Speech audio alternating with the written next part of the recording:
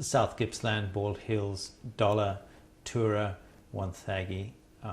One of the great victories we had was at the Bay of Islands, which is on the Great Ocean Road. We had a New Zealand company called Meridian Energy. I think they want to put about 50 turbines literally on the cliff tops of the Great Ocean Road.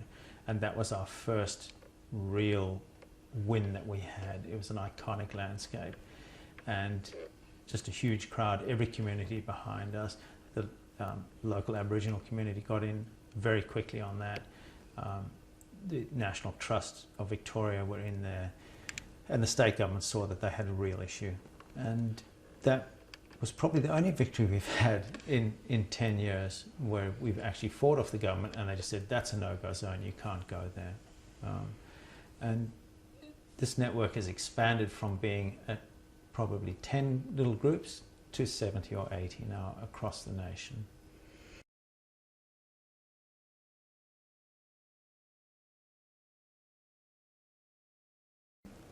I think there's an inequity there because the impacts of wind energy spread well beyond the boundaries of your farm. There is a certain inequity there.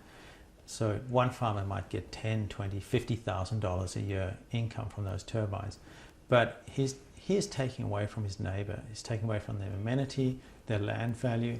Don't believe what the wind industry says when it says it will not devalue your property. You know, Tura, for example, the Shire devalued people's homes because of the proximity to the wind turbines. The wind industry denies that, but the rate notices actually said that the capital improved value of their homes went down. The wind industry knows this, but they deny it, and they'll put out press releases saying turbines there's no evidence to show that turbines devalue your property. But who would live next to something that keeps you awake at night?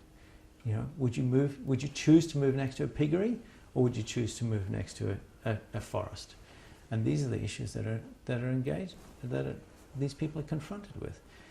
You know, properties are being devalued by it. The wind industry said there's no studies, but they won't do the studies. They just won't do them. And if they did, they'd find that, for example, at Tura, Kath and Terry Hurst tried to sell their house. They had 300 inspections on their home. People, I spoke to them.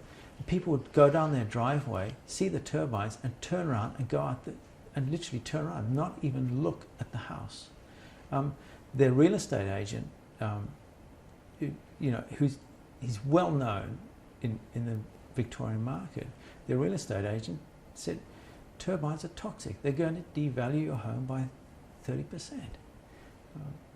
These are the professionals that sell in that market. They were paid compensation by the developer Tura north of $100,000.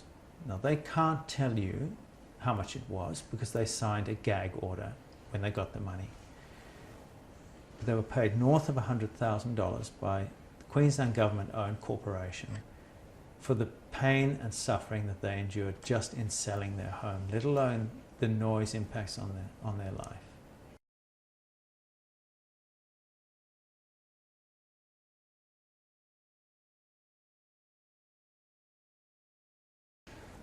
Look, you can't blame the farmers for taking the money. Times are tough out there. Someone comes up to you and says, here you go, I'll give you $10,000 per turbine, and immediately the cash register starts ticking, and that's the private school fees sorted, that's your pension, you have a drought year, and the wind industry are really good talking about, oh, it will drought proof my farm, but it's not drought proofing your neighbour's farm who's just been devalued, because there is a value in a scenic property. And a lot of property prices are driven by sort of Collins Street farmers coming out there and saying, well, I'd like to buy a coastal property with lovely views. And the next thing you know, you've got this whirring machine next to you that's just thumping through the night. Well, it's going to drive down the value of your property. So is it good luck to them? That's not what rural communities are made of. Rural communities are about your neighbour's got a problem, you get in there and you help them out. And that's part of the social fabric of Australia and rural communities generally around the world. So you don't shaft your neighbour just for the dollar.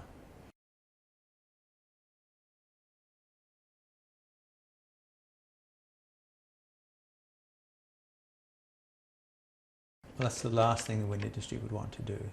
If you look at how they operate, they don't buy land.